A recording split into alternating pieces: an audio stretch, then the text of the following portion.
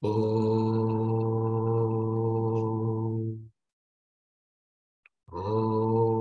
Sahana Bhavatu Sahanau Bhunaktu Sahaviryankaravavahai Tejasvinavaditamastu Mavid Vishavahai. Om Shanti Shanti Shanti.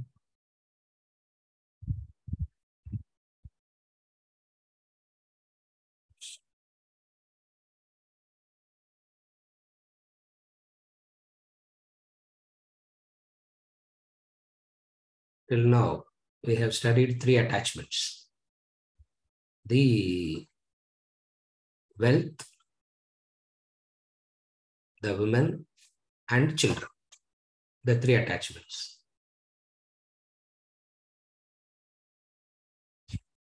Attachment to wealth, because there is a hope that peace, happiness, security is going to come through wealth.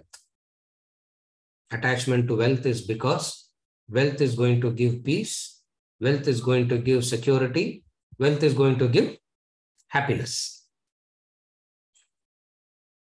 Then the next attachment is the women. Attachment to craving for enjoyment. So the craving for acquisition and craving for enjoyment. Third is children, what we studied last week. Attachment to children. And attachment to children is because of the absolute ownership that you can claim. Attachment to children because in front of them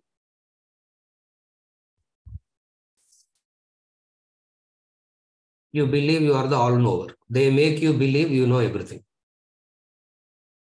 Without children, you won't have this notion that you know everything. The moment the child comes in front of you, you become the all-knower. All-knower because you know what is good for them, you know what is bad for them, you know what to do, you know what to do, you know what not to do. So wherever the ego fulfillment is maximum, obviously there will be an attachment. So therefore, attachment to children.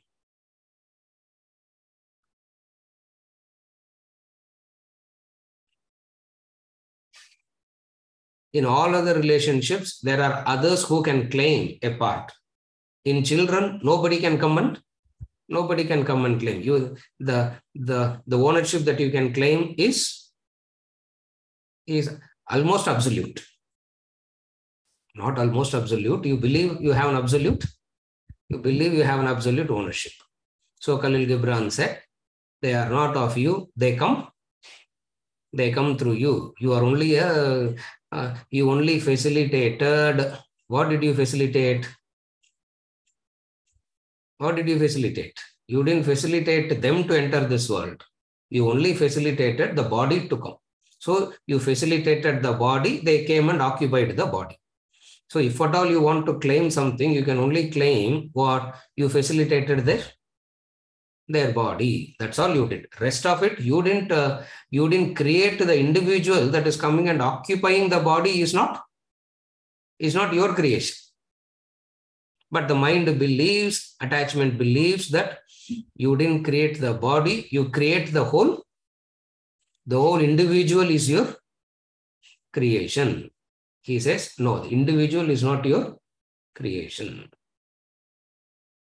Once you understand that it's not your creation, attachment goes. The moment you understand it's not yours, there will not be attachment. Attachment comes only when you believe it's yours, isn't it?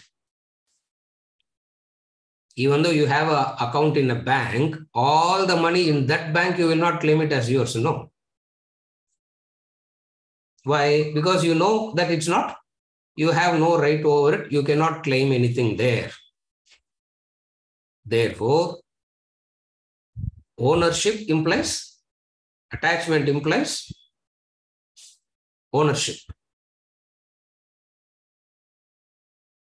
It is possessiveness resulting in possessiveness, which stems from ownership. So in the virus of attachment, what are we seeing as virus? The ownership is the virus. It is mine. It is mine. This mineness is the virus. That is the attachment. Are you okay till now? Yes. I have two questions. Yes. The first question is, last class you said parents are learning from the children, not the other way around. Yes. So that's my first question. So how is it that parents are learning from the children and not the other way? I said parents are learning from children. Her question is, what am I learning from my child? I am only educating my child. I am only teaching my child. What am I learning? Because it's other way around. It's only the parents that teach the children. What does children teach the parent?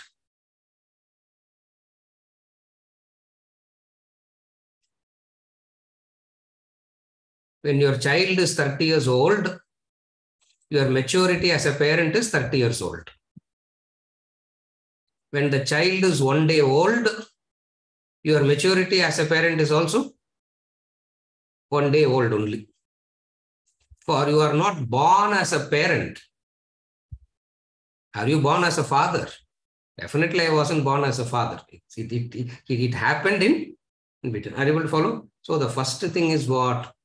The age of the child is the age of your parenting. If you say your child is 22 years old, I can't say your child. No, I have to say our child. So your child is 22 years. Your child is 22 years old means your maturity as a parent is 22 years. It means what? You are also growing. You are also growing. Growing into what? By the time you reach 35, 40 years as a parent, it means what will be your other age? Your parental age is 30 years. And then what will be your real age then? So 65, 70. That is why people are a better grandparent than a parent. Most of the time it appears that they are better grandparents than parents, because by the time they actually learn what parenting is, their children outgrow the need of the parent. Are you able to follow? What do they learn? What does parent learn from children?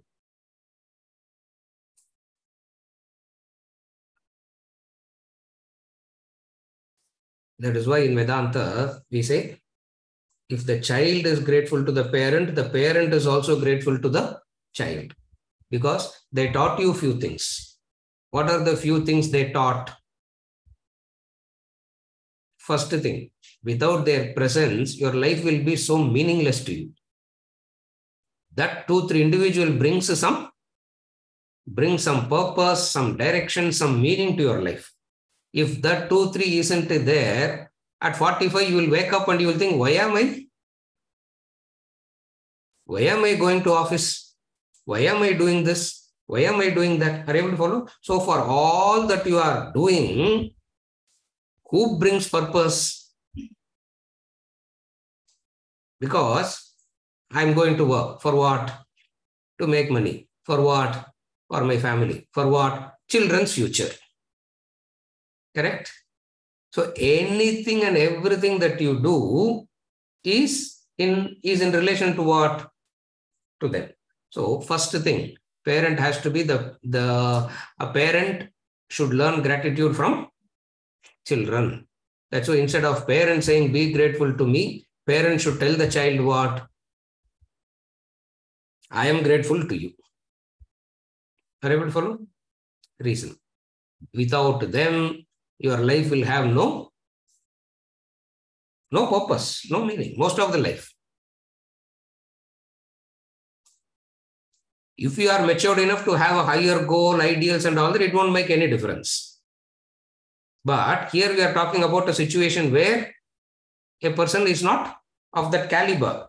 Therefore, in a very ordinary case, in most of the cases, it is children that bring some direction, some purpose, some meaning to life. They bring some fragrance to your life. They bring some joy to your life. Looking at their face,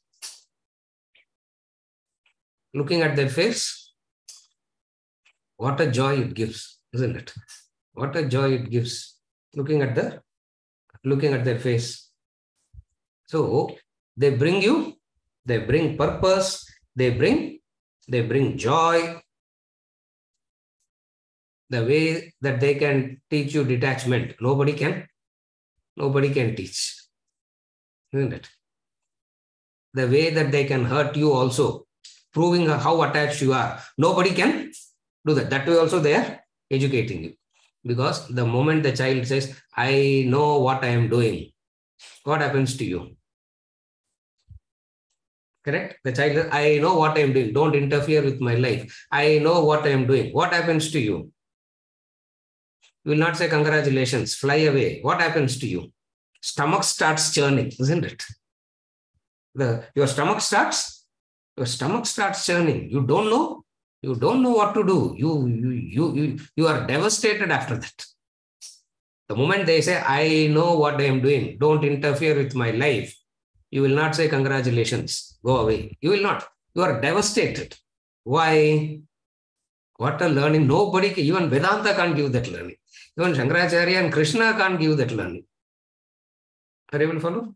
Which is what in a very loose way, I said, children teach so many things to the parents. Are you able to follow? They teach so many things to the parents. They teach gratitude. They teach sacrifice. Without them, you will not learn what sacrifice is. You sacrifice your needs for them, no. They teach you sacrifice. But the problem is, it stops there is the problem. Ram Tirtha says, your home should not be the boundary, it should be the center, because that's a very good starting point. The problem here that we are talking about it, be grateful because it's a very good starting point, but don't stop there. Are you able to follow? The home should not be the center. The home should not be the boundary of your affection. The home should be the center. Center meaning use it as a starting point. That's the law. Are you able to follow that saying?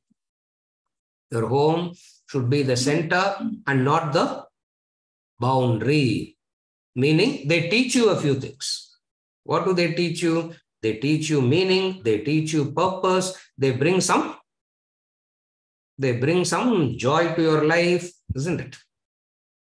They bring joy. They teach you what service is. They teach you what sacrifice is. And also they teach you how you should be detached in your service and sacrifice by telling you what I know what I am doing. So they teach you that also. A parent should be wise enough to understand all this. Are you able to follow? A parent should be wise enough to understand all these. That's what I meant. Are you able to follow? These are all the points. I think I didn't say all this. No, did I say all this? I don't know. I don't remember also any. So yeah. Is it okay? The first question. This is what the children teach the parent. So it's not only the parent is giving to the child is also giving something to the parent. All parents think, I only give, not realizing that what they are giving is nothing commensurate to what they take from the child. What they give is nothing, isn't it? Because they make you believe you know everything, no? Nobody else in the world makes you believe you know everything. They only make you believe you know everything. You know what is good, you know what is bad, you know what is right, you know what is wrong, you know what God is also. Correct? You know morals, you know ethics, you know God. Who makes you believe all this? Who makes you believe all this? The child. Abdinna, yeah. Abdinna. Instead of child doing prostrations to you, what you should do? You start prostrating. That is parenting. I'm not saying literally, yeah. If you want to literally do, also do. That's your choice. I'm not saying do or don't do. This is the reality. Whether we like it or not, this is the reality. But sir, if elders prostrating to younger ones, they will die very soon. No. What all drama will happen? Yeah. Chinna valkala namaskaram manna enna onnum avadu. You will become more wiser. That's all. So prostrate to your children and grandchildren if you have. Double prostrations. Yeah. Why? Because they also teach you more. Srikanth. Pannadingo. ஏற்கனவே குதிக்கிறாங்க ஏற்கனவே they are jumping all around, and if you do it, that's it. Mentally understand, that's all. Is it okay? The first question, yes. No, the second question is also answered. I got more than what. Okay. Second question is also answered, and she got more than what she wanted. Venkat, note பண்ணி வச்சுக்கோங்க. இதெல்லாம் ரெக்கார்ட்ல, இதெல்லாம் வரலாறுல வர வேண்டிய விஷயங்கள் இதெல்லாம் இல்லையா? All this should be recorded for posterities. Yeah, because where will anybody say I got more than what I want? Is it okay? Now we'll study the fourth attachment, religion. Padikala, religion padi.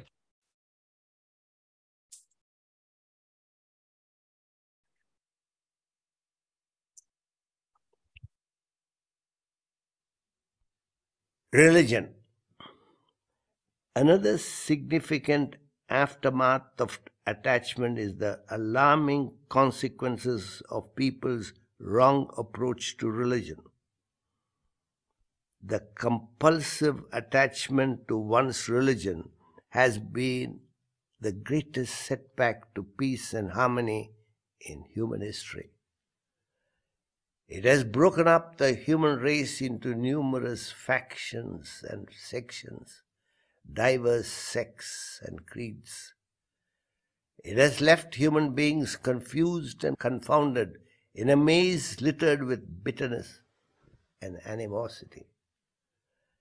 Practically all religious practices around the world are offshoots of a fanatic attachment to the non-essentials of religion. In their ignorance, people have embraced the body and discarded the very soul of religion. And the monumental edifices of religion stand out everywhere as a mockery to the essential spiritual reality. All of it arising from attachment to one's religion. And any form of attachment springs from the lack of intellect and its application in life. Without the intellect, people fail to understand the underlying principle and practice of true religion. Neither do the custodians of religion possess an intellect to educate the masses on the quintessence of religion and its role in human life. Self-proclaimed religious heads, teachers and preachers, without grasping the sublime spiritual truths, have led innocent followers into myriads of superstitious beliefs and meaningless rituals. The human pyramid rises from no intellect to least intellect, lesser intellect, and high intellect. To offset the negative fallout of religious practices, It is of prime importance to understand the two distinct aspects of religion. One being the philosophic literature, the other its ritualistic appendage.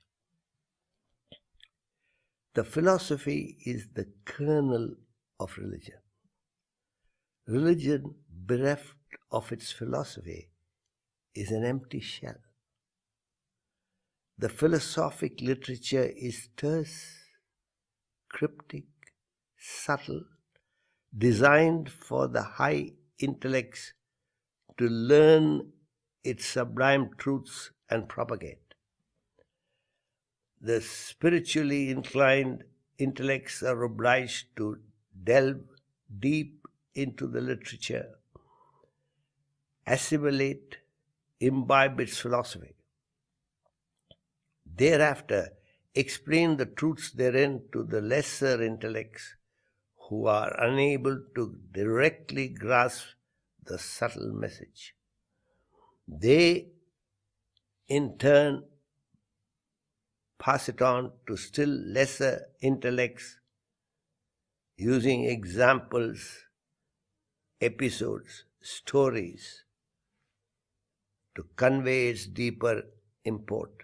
Thus, the knowledge should reach the lowest category of intellects, and those who lack intellect in the human pyramid are given certain ritualistic practices symbolizing the spiritual message. The idea is to allow them to grow up to a gradual understanding of the meaning and purpose of the ritual. But the masses follow the ritual with no clue of its origin and purpose. Such practices are as absurd as a family hoisting the national flag every morning and indulging in anti-national activities the rest of the day. However, the ritualistic practices, though blind, ought not to be eliminated, as they would serve the society to keep the spirit of religion alive. Yeah. Now, attachment to religion. There are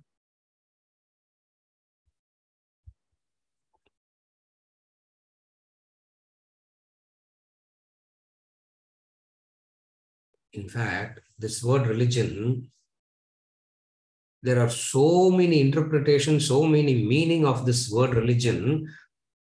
No two person will use the same meaning when it comes to the word religion. There is the Catholic religion, there is the Protestant religion, there is the Islamic religion, there is the Shia one, there is a Sunni one, and there is the Shiva one, there is the Vishnu one, there is the Muruga one, there is the Ganesha one, there is the Kali one. So many things. Now, what do we mean by the word religion? Does it mean dogmas? Does it mean doctrines? Does it mean tradition? Does it mean culture? Does it mean belief in? Does it mean belief in God?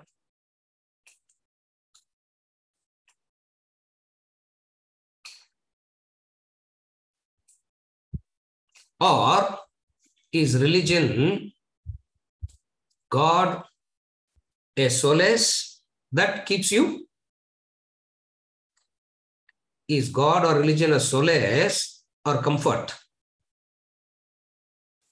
Are you able to follow these questions?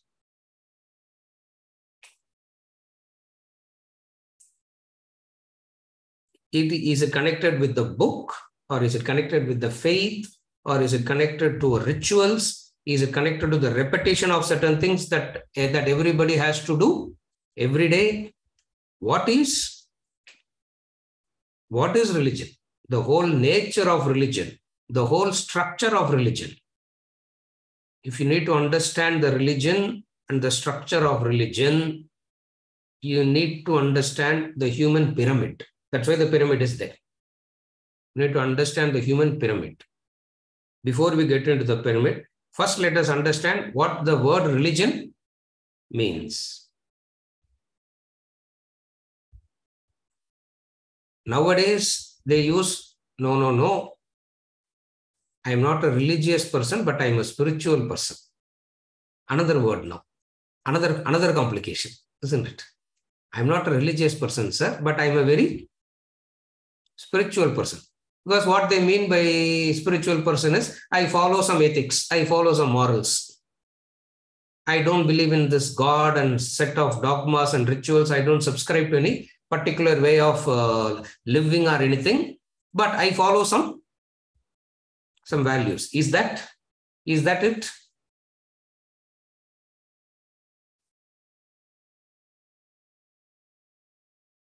கேள்வி கேட்டுனே இருந்தா what is the answer, isn't it? You go on asking questions and questions. What is the answer? Our job is to only ask questions. Answer is what you have to, if you are so keen, you should find it out. That's all. It's only to probe the thinking. So are able to follow. So what we call as religion today is merely a organized belief. A organized belief.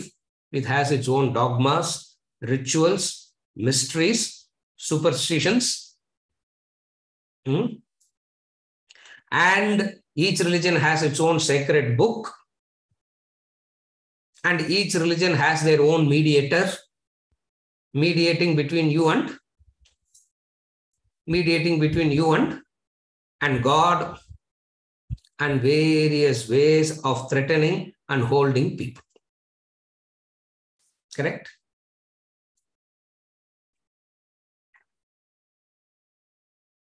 Though all religions assert they worship God and say that we must love one another, all religions assert what? We worship God. Another problem. First of all, we don't even know what religion means. Now they bring in another word, God. But why it is called attachment is because nobody has doubt about these two words.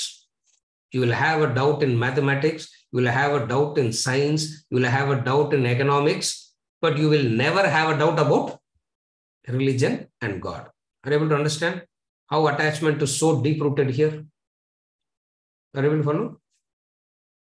And yet, all religions say what? We worship God, we must love one another.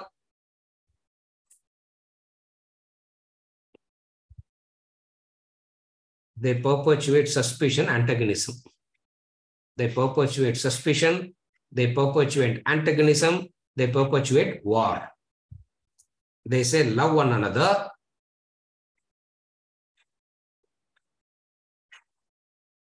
And that love comes with, always love comes with the what? Always love comes with the, love comes with what? ஒரே வார்த்தை, one word. Love comes with conditions. Love is not love. Love comes with a condition. Are you able to follow? What is the condition? The condition is accept my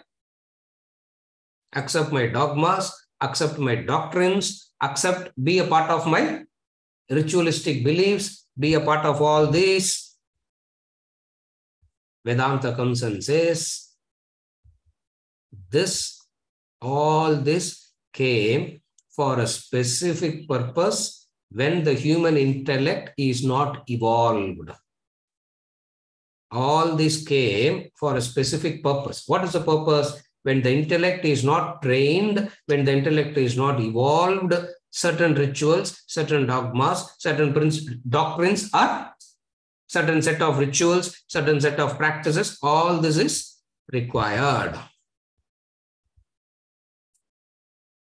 As the generation is taught all this, What should be taught? Where comes the problem in religion? The problem in religion is they are taught these dogmas and divisions and rituals, and sacred book itself is complete in itself. Are you able to follow? Deadly attachment is this religion. Why this deadly attachment? Okay, have you ever observed in life the most arrogant human being is so-called spiritual person? The most arrogant human being is a spiritual person. Why?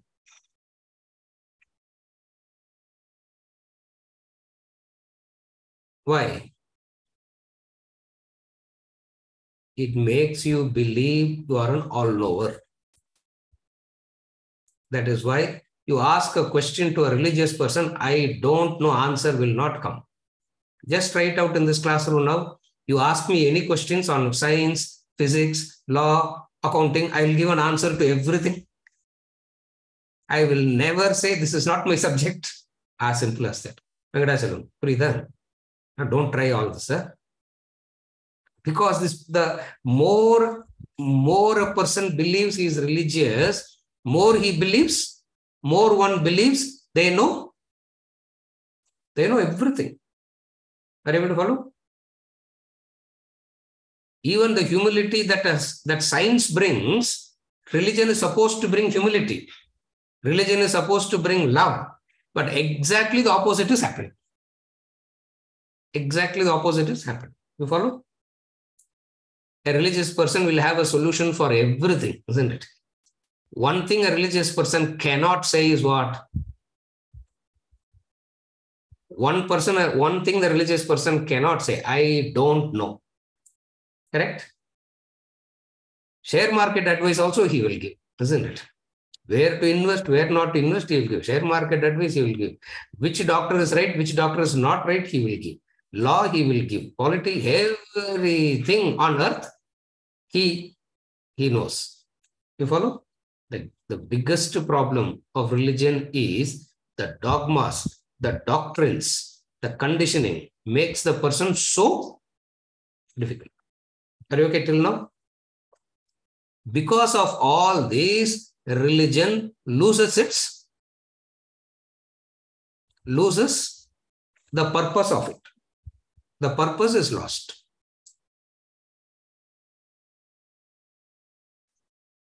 Till now we saw what religion is not. Till now we saw what religion is not. Now we will see what religion is. For some people, religion is freedom from boredom, loneliness. For some, religion becomes freedom from boredom, loneliness, because they will like to go only on spiritual tour. They will not go on ordinary tour, they will not go.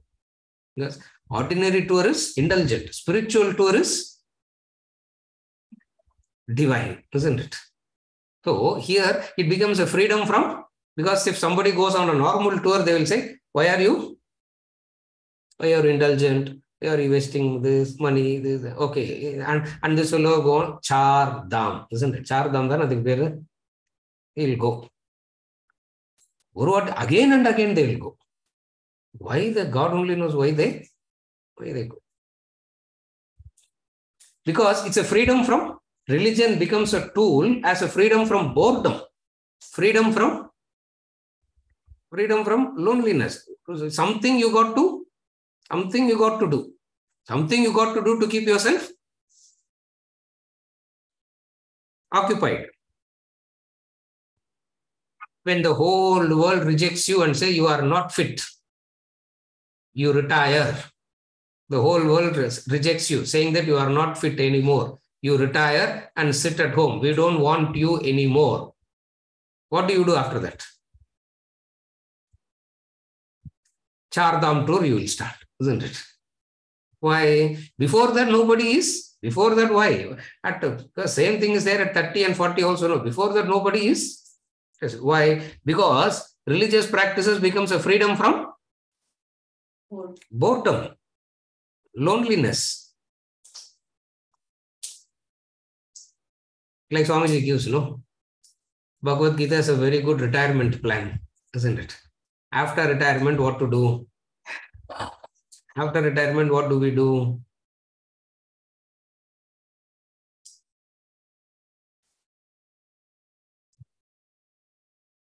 இவங்க தான் free 5 நாள் AC after free lectures கொடுக்குறாங்க. Because in all other places nothing is in all other places you have to pay. In religion everything is for free. Sometimes used to know.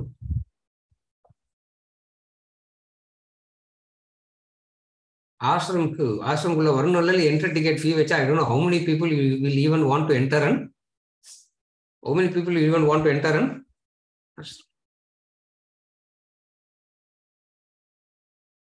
is religion an escape from the difficulties and pains and miseries of life? Is God an escape from difficulty? Is God an escape from pain and miseries? Because life gives pain and miseries. And when you are in pain and when you are in misery, you want freedom from that pain. You want freedom from that misery. What will give you freedom from that pain and misery? Religion. Religion. Because it gives you that hope, you get attached. You'll get attached.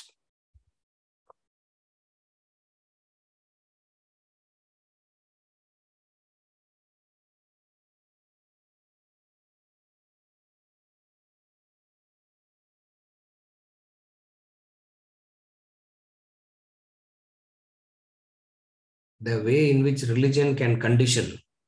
In fact, religion alone conditions. Nothing else is conditioning. Rest of it is inquiry, understanding. Religion only simply conditioning. And the religion and this religious conditioning is what people call it as culture, tradition, etc. Religion is merely conditioning. Because in all other things, in all other areas, there is okay. You can never get conditioned in science. You know that, no? You will study, you will ask questions, you will not understand a few things, you will ask some questions, you learn, you understand. Religion is that which creates absolute conditioning. And this absolute conditioning is so attachment. Why? Because you are attached to something that is very meaningful. Culture is very important, no, sir? Tradition is very important, no? Culture is very important, no? So, all this goes under the word called religion. All this goes under the word called religion, dogmas, doctrines. And it differs from place to place. And it differs from culture to, and it differs from culture to culture. It differs from place to place. The differences brings about what? These differences brings about the fight. These differences brings about the fight. What is the fight? Who's right? Who's right? Who is wrong? Isn't it? God is going to support whom? God is going to punish whom? Obvious answer, sir. Whatever I do, God will support. Whatever everybody else, God will punish. Where is the problem?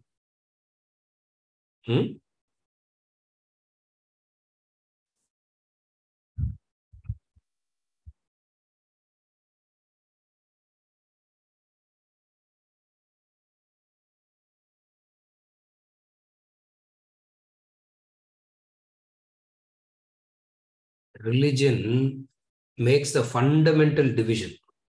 Remember, from another angle, religion makes a fundamental division. What is a fundamental division? It makes worldly and non-worldly. Arrogance. Oh, all these people are all worldly. Here I am doing something great, noble. Are you able to follow? The fundamental difference in religion thing is you believe, you divide life into two. What? Worldly and non-worldly. Indulgent and spiritual. And obviously, a person who is conditioned by religion believes that he is a spiritual person. Mm-hmm.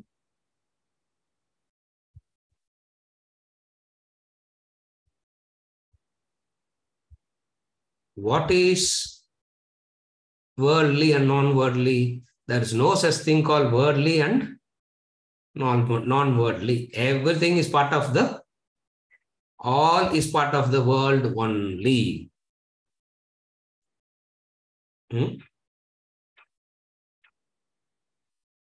Also, religion, a so-called religious person will never have guilt. Even a normal person regrets. A spiritual person will not regret. You know that? You shout at somebody in anger, you will regret. Why I said it? You will go on regretting. You will go on feeling sorry. You go on feeling bad. Correct? You can murder a whole generation in the name of religion and not feel guilty at all. Why?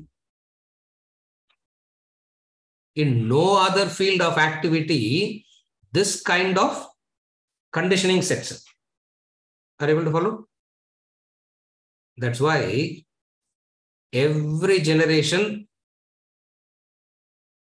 one enlightened master keeps coming and they keep teaching us this truth. Get out of this conditioning. Get out of this conditioning. When they say get out of this conditioning, the society will call them as anti-religion. How many people say, sir, but Vedanta doesn't believe in God, no, sir. After coming to Vedanta, Bhakti illam poithu, sir. Everybody, not only one, so many have told me this. Why Vedanta doesn't believe in God? Why Vedanta doesn't believe in God? Before coming, I had a lot of. After coming to Vedanta, all my bhakti didn't go. Your superstitions went away. That's all. If superstitions is what you thought as bhakti means, it's better that you lose it. It's better that you are an anti-religious person than the so-called religious person.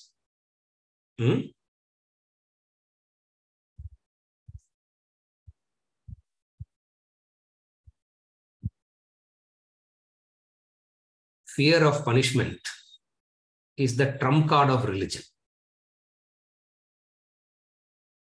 That is why they talk about Garuda Puranam. Avolo naragam solli, you will stand upside down in Naraka. Fear is the trump card of religion. Why fear? Because human beings in their spiritual infancy, when the intellect is not at all developed, what brings about a sense of discipline to the society? Fear. That's all. Fear. Yesterday, I was watching.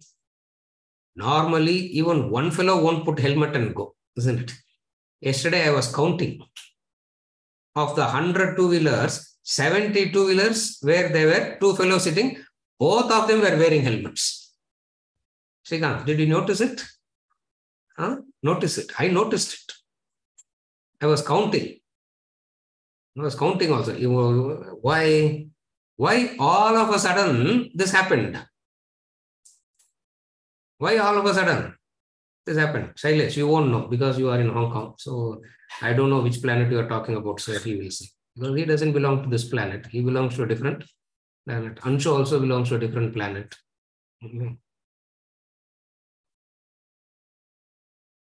Fine. Fine. That's all. Fine. It means the intellect is not at all developed. Are you able to understand this? The intellect is not at all developed, and only fine fear of punishment will make a person be disciplined. The first regulator of discipline is fear. And vast majority of the human beings do not have this kind of a intellect. Certain rules, certain regulations were brought in. Along with the rules and regulations, what is brought in? Reward if you follow, punishment if you violate. But all this should not be the end. The purpose is what? The purpose is what? Divisions between worldly life and non-worldly life goes away. What is religious life?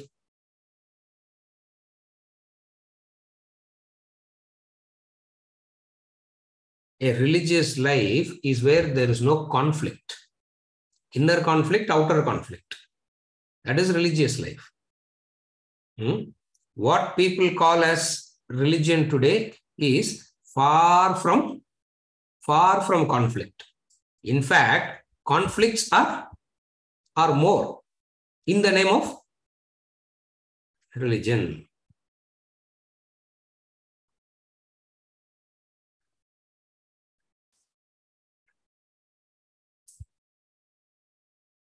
Like a joke, we'll say, imagine this.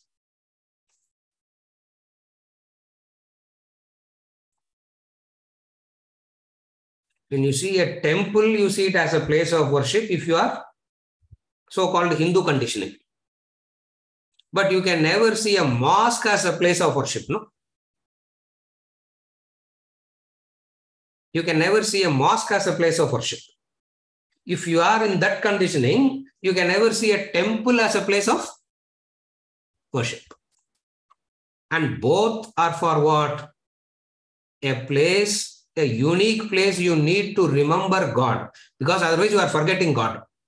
So some unique place, some unique set of patterns to help you remember the truth, the divine, the God. But what happens? What happens? You don't remember it at all. Or in fact, that becomes a problem. In the devout Ramas, there is a person who is so devoted to Rama. Imagine this. Vijay. Imagine this. Very devoted to Rama. He has written 1 crore. 1 crore is what? In millions, I'm asking. 1 crore is what? No, don't put 1 followed by 7 zeros and all. I know that. A person has written Ram, 1 crore times. 10 millions. 10 million times he has written Rama. Imagine a person who has written Rama 100 million times. And in that person's dream, Muhammad comes, Allah comes. What will happen? What will happen? That fellow will feel he has done a sacrilegious act, no? That person will go and ask for prayaschitta, no? Why?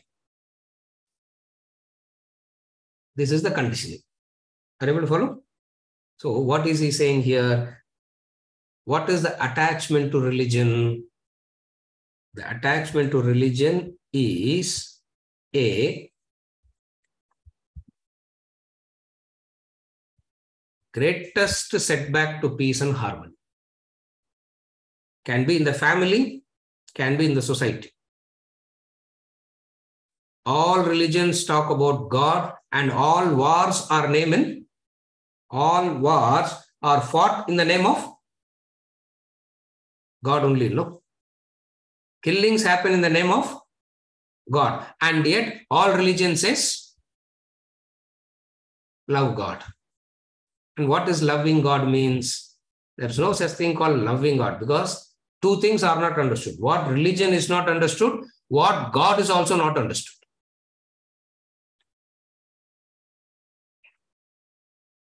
What is the fundamental mistake of religion? In the way that it is misunderstood. Are you able to follow? The way that it is misunderstood.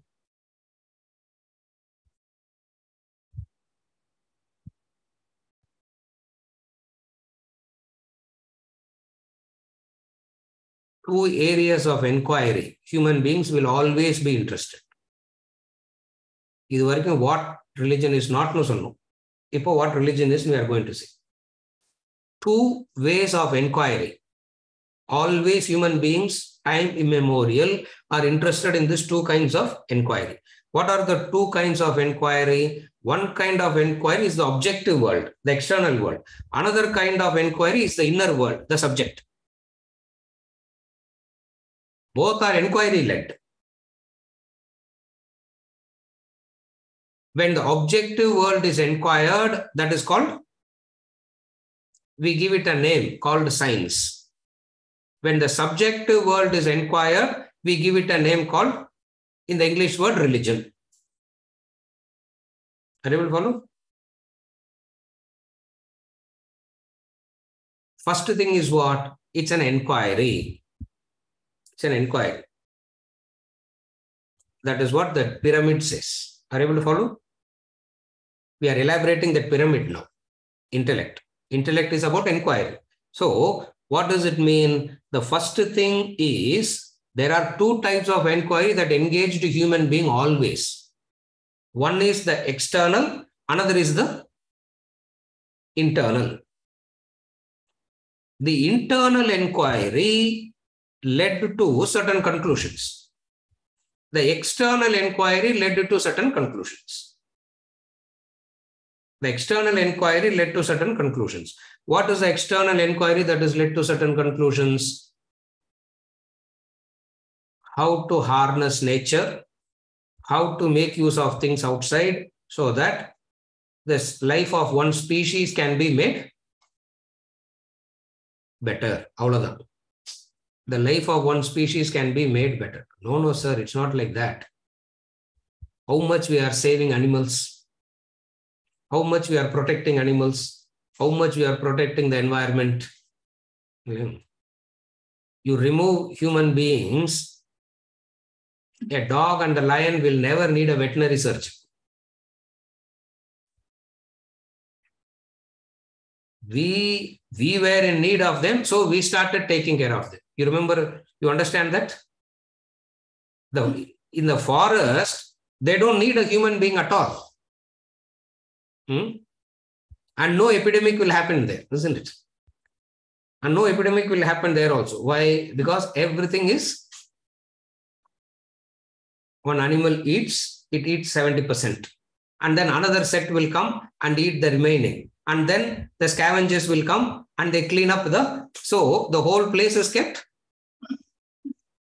It's all cleaned up, neat and nice, isn't it?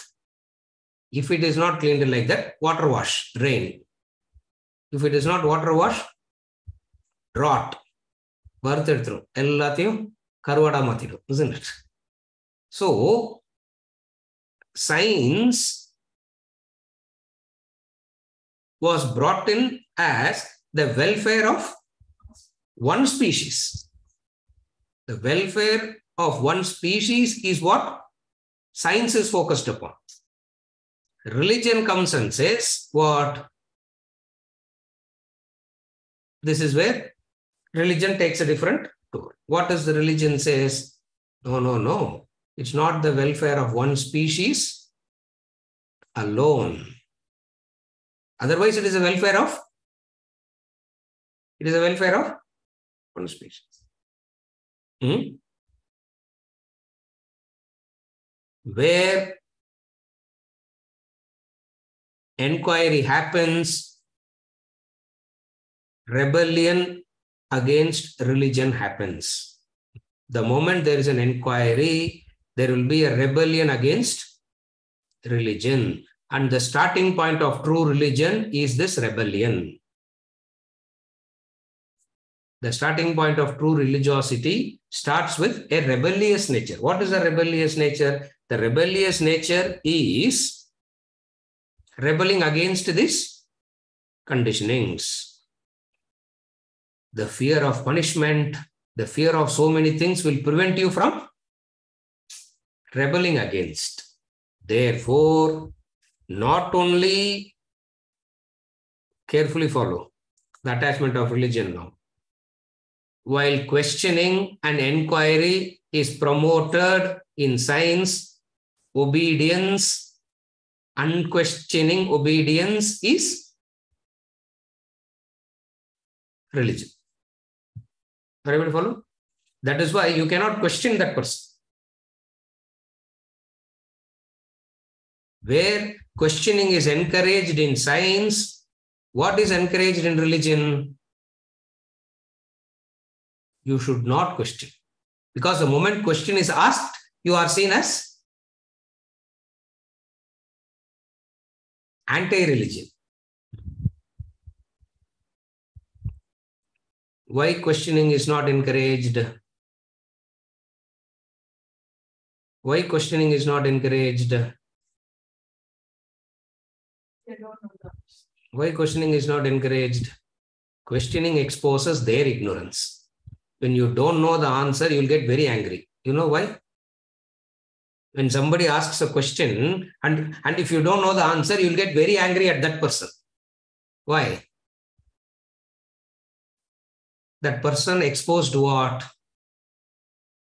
Exposed something that you don't want to know about yourself. What? Ignorance. That's why wherever group discussion happens, we will sit and meditate and pray to God. Hope no murder happens. Hope no murder happens. Hope no murder happens. Because murder happens there, isn't it? Why? Why such an? Why?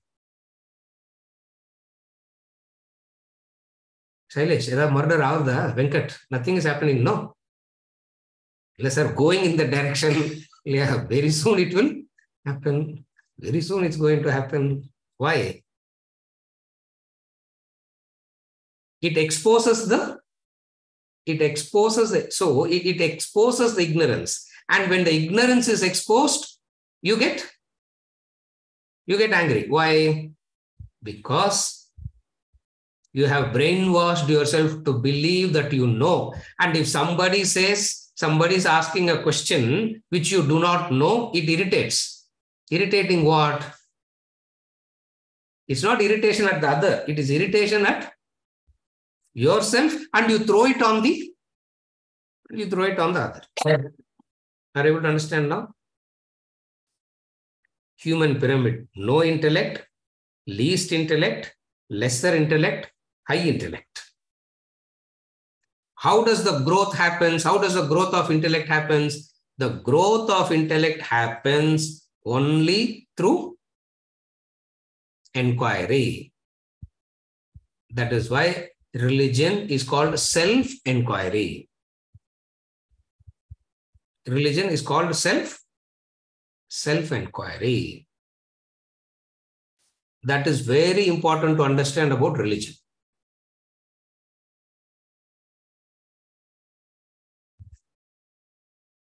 And the most beautiful thing is what?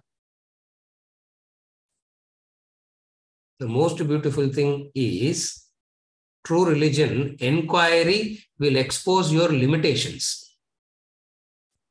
Conditioning will make you believe you know everything. Remember this fundamental difference. That's how religion, inquiry, knowledge makes you humble. Again, I repeat. Inquiry exposes your limitations. Conditioning makes you to believe. Conditioning makes you to believe you know it. Clear?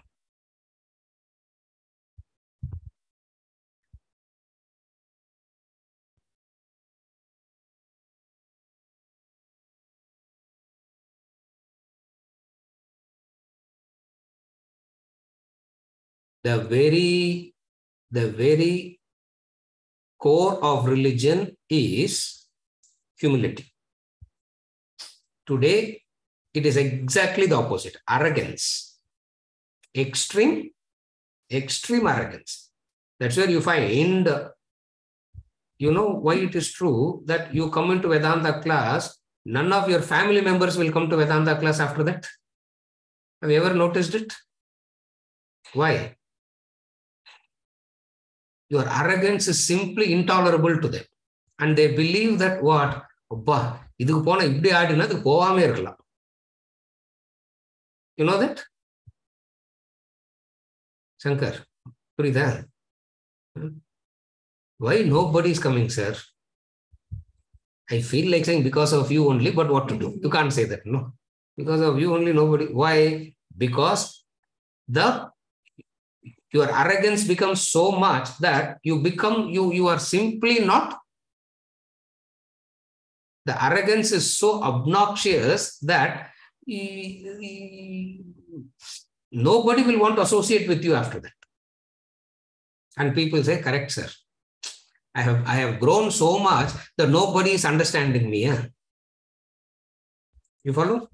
So, inquiry at the core exposes your limitations, and the limitations makes you humble, and that humility is religiosity. Amanitvam, adambitvam, ahimsa, kshanti, arjavam. Amanitvam. 13th chapter. Amanitvam. Amanitvam na mana pride. Maname irukudadu. Yeah. Amanitvam na maname irukudadu. Because what you call as mana is nothing but conditioning. That's why arrogance. That's why intolerance. Isn't it? Have you ever noticed a religious person is more intolerant than a normal human being? Why?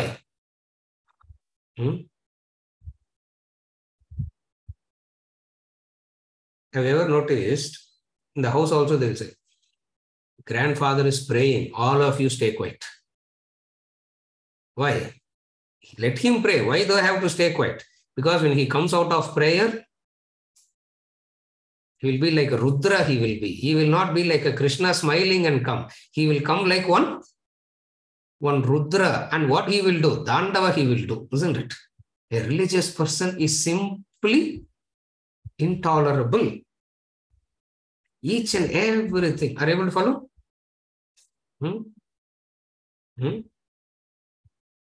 True religion is exactly the opposite. So, what we are saying is, what all is not to soline vandamna, the opposite is that. You don't have to say what is it. The process of netida. Keep eliminating this, keep eliminating this, keep eliminating this, keep eliminating this. Whatsoever remains is true religion. Yeah. If I go adjective, true religion, isn't it? Religion, it is concerning the truth. Inquiry about truth is called religion.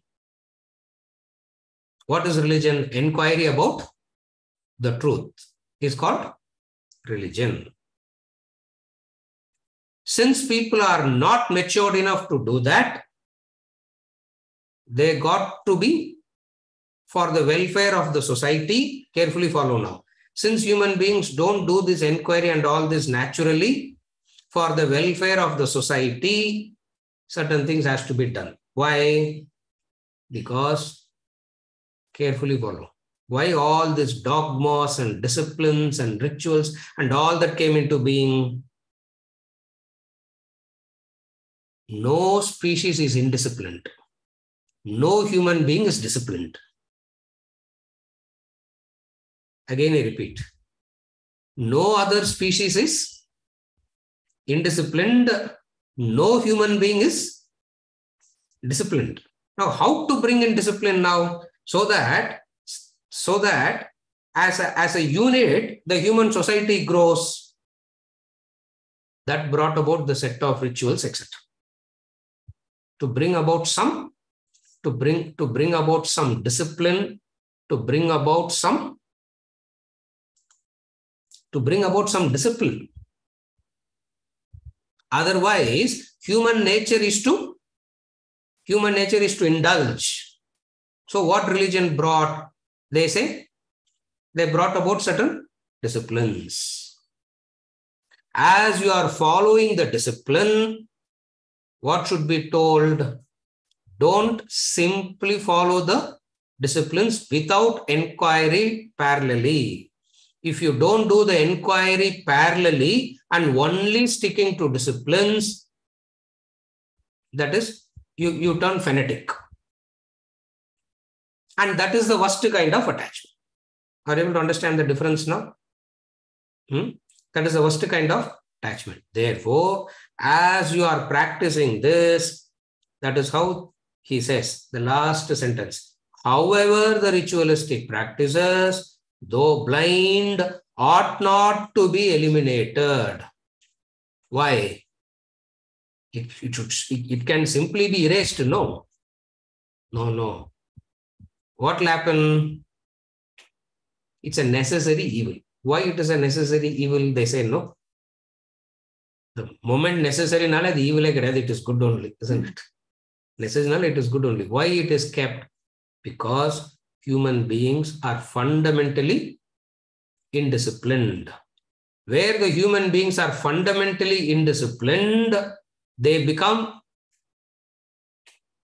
a burden to themselves and they become a burden to the others. Therefore, as a human race, we all kill ourselves and we kill others also. Religion, the set of rituals, etc., is designed to bring about a discipline.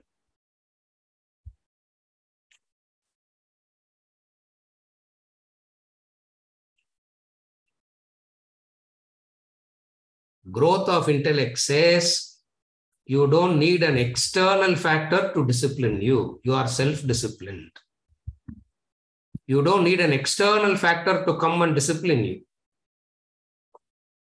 Through knowledge and understanding, you are disciplined. Whatever discipline means, we are not going into that. That's not the discussion here. Why this set of literature, this set of rituals, this set of dogmas, doctrines, you should do this, all that is brought in. Why? So you should understand all this is because of what? When all this is given, you should feel insulted looking at that. Why? Instead of feeling proud, you should feel insulted. Why? I'm reduced capacity. Because you are not able to be self-disciplined. Somebody from outside has to keep you in discipline. Are you able to follow? A religious person says, I will discipline myself. I will lead a life of sense control. I will lead a life of self-control. These external dogmas and doctrines need not dictate my control. This is the religious life. This is how you break from the attachment to religion.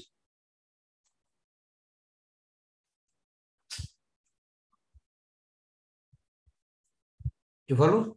Otherwise, what happens?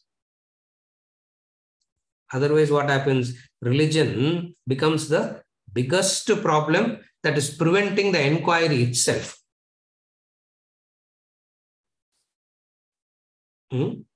Where they prevent the inquiry, what do they have to do? Once the inquiry is prevented, what do they have to do?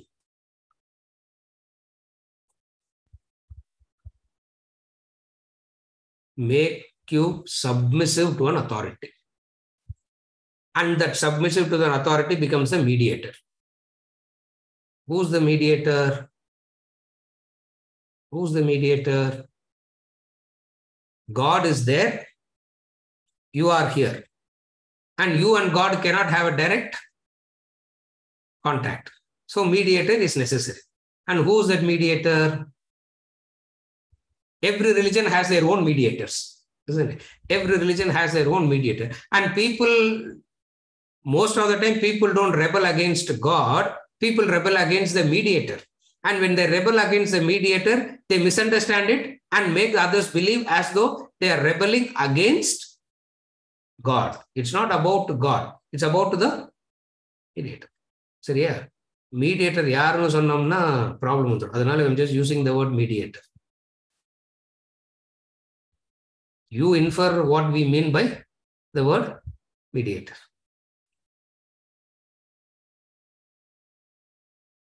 Christianity, now Pope becomes a mediator. Islam, na, that priest becomes the mediator. Hinduism, na,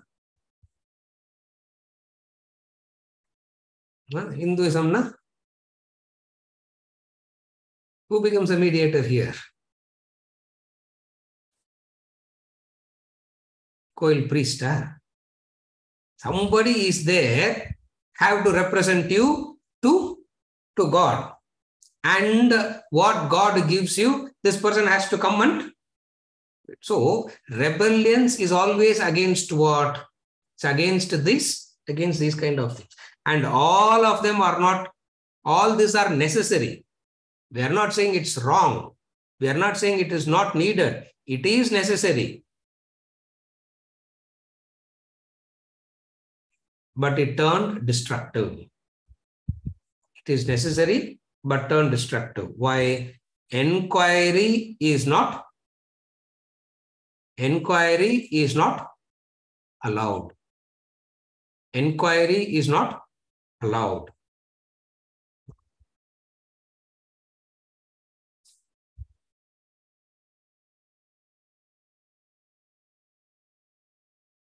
The moment inquiry comes in, your personality becomes subtle.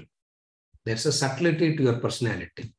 That subtlety is what we call as discipline, love, service, sacrifice, etc. So what is the purpose of religion? The purpose of religion is to inquire into the truth. And inquire into the truth requires a preparation. All these dogmas and doctrines and rituals, etc., is meant as a preparation to inquire, not to stifle inquiry. Nobody understands it as a preparation to inquiry. They believe this as an end in itself. That's why he says, though ought not to be, though it can be, though it is blind and etc., it has to be kept. Why? Because some discipline is brought in. Human beings are fundamentally indisciplined. And what is the indiscipline? Indiscipline implies what? A life where any form of control is unacceptable. No control. Nothing should control. That is what a life of indiscipline is.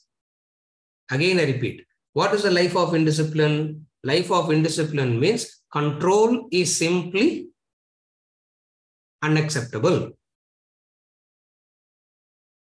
I would want to control. I don't want to be controlled. Are you able to follow? You would want to control, but you don't want to be controlled. And what is the ideal way to control? Religion becomes the tool to control. You control. Why? Because you say you are a holy person, holier than thou. You are all worldly. I am a spiritual person. You are all doing wrong things. I am doing the right thing. While you are all going to suffer in hell, I am going towards Moksha, self-realization, God realization. Are you able to follow? Fundamentally, religion is what? You practice control, you don't want to control.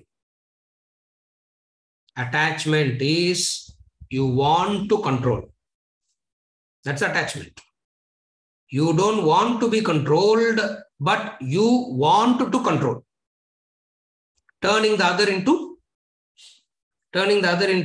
a doll, a machine, a tool in your hands. And whoever agrees to be your tool, we have a very good understanding, sir. We have a very good chemistry. We have a very good biology. I don't know what all people have between them. There is no biology, there is no chemistry, there is no understanding, no nothing. Simply means only one thing. What?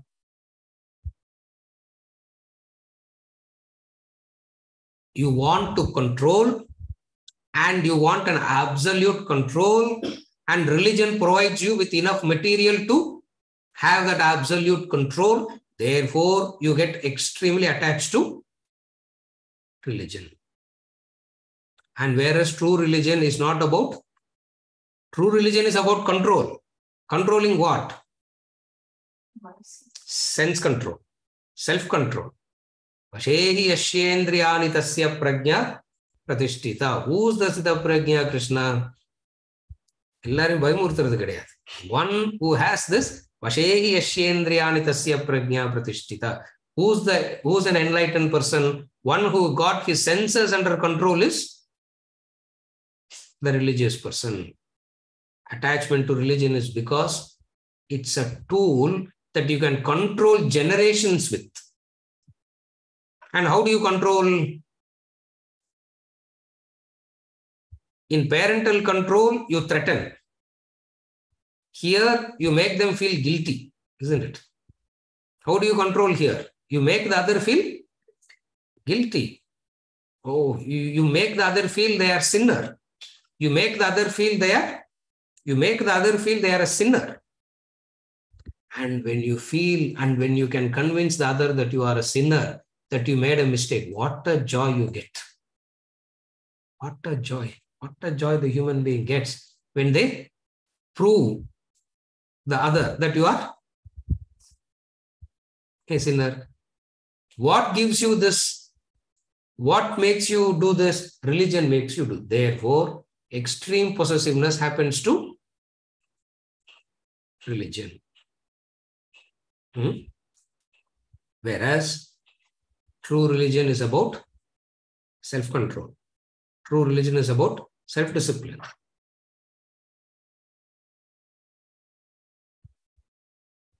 To conclude, to summarize, religion has two parts, two distinct aspects of religion. One is the literature, the philosophy, the truth. Another is the preparation to understand the philosophy. Religion has two parts. One is the truth. Another is the preparation to understand the truth. The preparation to understand the truth is what is called as the ritualistic appendage. The ritualistic appendage is essential as long as it is preparing you to inquire into the truth. Today, the problem is what? Those ritualistic practices are not used as a preparatory step for the inquiry into the truth. Two aspects to religion. One is the preparation, another is the inquiry. The preparation, the inquiry. The preparation, the inquiry. Both should go simultaneously. It's not one after the other. It's simultaneous. That is how true religion, the world will derive the benefit of true religion, and ultimate benefit, true benefit, real benefit comes from religion only, not from anything else. But to make use of that, but to make sure that the religion gives you the derived, but the religion gives you the true benefit, two things are important. What are the two things? Preparation and inquiry. Preparation and inquiry. Preparation and inquiry. Therefore, rituals are a preparation. The moment you understand it as a preparation, you will be able to explain the purpose of it.